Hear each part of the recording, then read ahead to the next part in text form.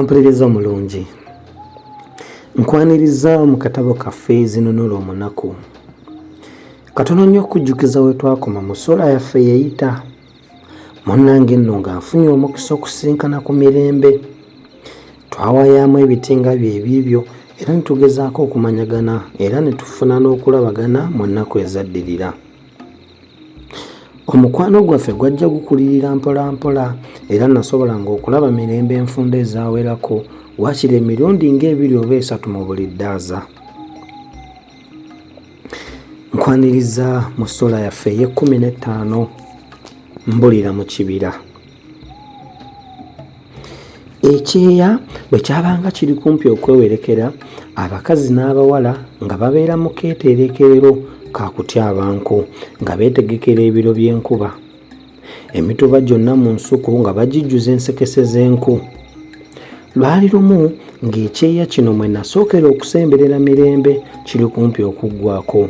Abawala ne bansaba ŋŋende nabo mbawerekere mu kibira ewala batyabe enku zaabwe kubanga awo okumpi zaali zikeeye. Nange sassaamu kantu nga nsitukiramu ng'eyatega ogw'ekyayi kubanga nali njagala okutemayo ebisiki by'ekyoto kyaffe ate nga mikolo yali agenze n'ennyinimu mu kwabya olumbe. Tetwalwa nga twessa mu kibira ng'abawala batyaba nku. Nze nga bwe mbalinyira ezaali waggulu ewala nga nzisuula nga bo bakuŋŋaanya. Enku bwe zaawera ne ŋŋamba mmeeya nti, kamale okwenogera ku mboosera z'amatungulu njije tugende, nga nesolosa mu kibira. Bwe namala okunoga amatungulu ng'ekkubo eryandeese limbula. Kajja okuntanda njogere nti, yesso siibule. Ate nga mu kibira omwo temwogererwa nti siibule. Nga bw'okyogera obulira ddala, nange kyenava mbulira ddala. Meeya ne banne bwe baalaba sidda ate nga n'obudde bwemalawo nga bakolongola nsekese nga bejjawo. Nze nalaba mbuze ne nkowoola ku bannange naye ng'amaloboozi ganziramu okuva ku njuyi zonna nti, wuuu, jangu tugende eno tugende. Bwe nagendanga ku ludda gye mpulidde eddoboozi nga lyo ligenda lyeyongerayo ewala. Akaseera katono ate nagendanga okuwulira nga limpitira mabega. Bwe ntyo ne mpapira mu kibira omwo okutuusa obudde bwe bwakunira. Nalaba sirina ganaakwatanga mu mannyo nga mpuunawuuna nga ndaba ddene nga mpalampa nga mpagamu omwo obudde kkejege. Obudde olwali okunyiimuulamu buti nga nzika nga ntandika kunoonya luwenda lwandeese nga nno ndulabako bwereere nga ntolontoka mu kibira nga ngomaagomera omwo nga nkamala. Obudde nga butuuse mu ggwango ne ntula mu kisiikirize ky'ettimpo muleko kazinga n'eryekalungu erisize ekikkoowe. Mba nnyini omulenzi ngalamidde mu bikoola nga balireese lijja buteesaga livvunkana nga bwe likwakwaya.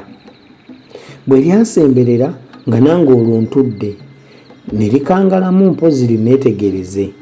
Awo we nali wujjira ekisigo kolyo nti olimba ebyo baabitiisanga badda.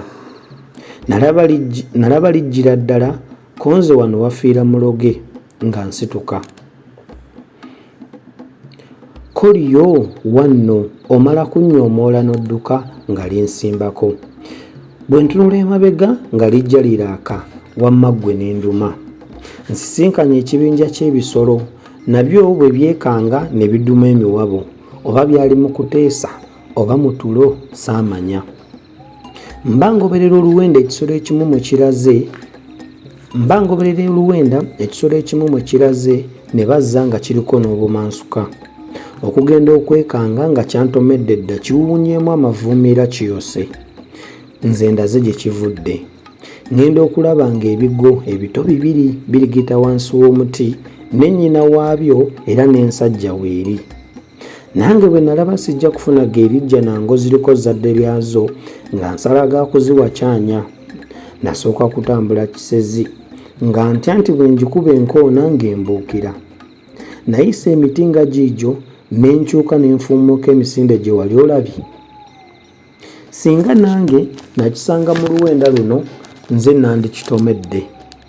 Ssesoto yali ammezeeko luli saamanya we yakoma na gye yalaga.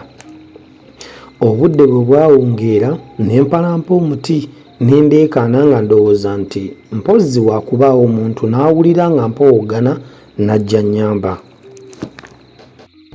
Ku lunaku olwaddirira era nakeera nnyo ne nnoonya ekkubo okutuusa enjuba lwe yeesolossa mu nnyanga nga sirirabye.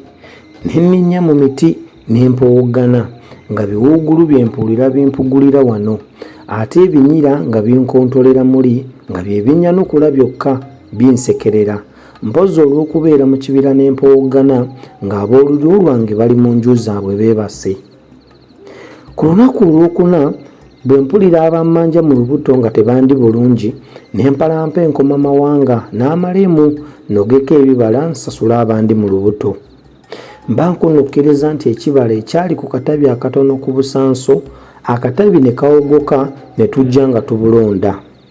Naye mba ndi kumpi okutuuka ku ttaka, amatabi g'akati akaali kasakaatedde ennyo ne gambaka ne nzika mpola nga n'amameme gantemagana.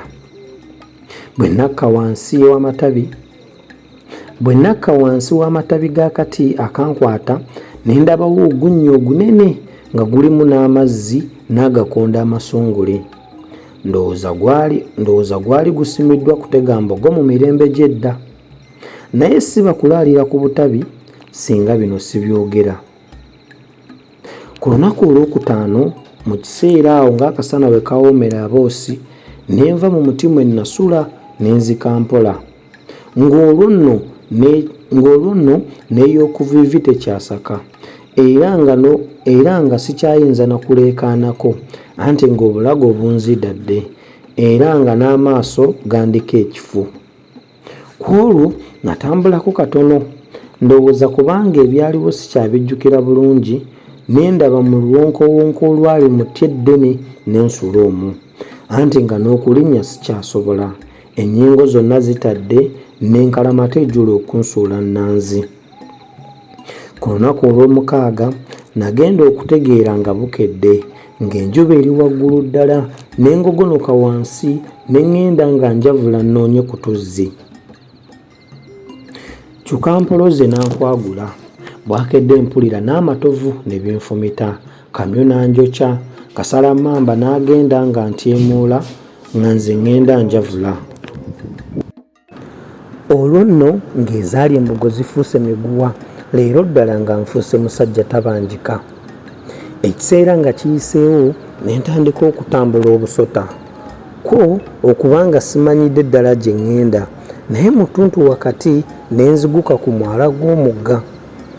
Essanyu ne nkutama ne nkuba omumwa mu mazzi ne neekatankira. Mbanywa amazzi neesulise ntyo obuseenene, ebisubi bye nali nkutteko ne bikutuka ne neesolossa mu mugga. Siba kuwagamira ku mayinja, bandinnyonnyoleriddemu ku nnyanja. Bwe namala okunywa n'omugga okunjozaako olwasi ne neeyaniikiriza ku mayinja, anti nga nali njojobadde nga ntonnyolokoka bulala. Ye nno ng'omubiri kye gumbalagala n'okunsiiwa n'okumbabuukirira kitalo butalo. Nalaba mmaze okukkakamukako ne nzira mu kisiikirize ne ngalamirako. Awo otulo we twansanga ne tujjawo. Ne ndoota nga nfudde banneetisse, ng'enkima zigenda zinnyimbira ate nga bwe zikuba enduulu n'emigalabi n'ebirala bintu kyataakole bityo. Kazzi olwo abantu bali mu kusamba kibira bannoonya. Ompuliriza omulungi, nzikiriza tukome awo olwaleero. Tujja kutandikira awo tumanye biki ebyaddirira nga nkyabulidde mu kibira. Akuume atakumira mpeera.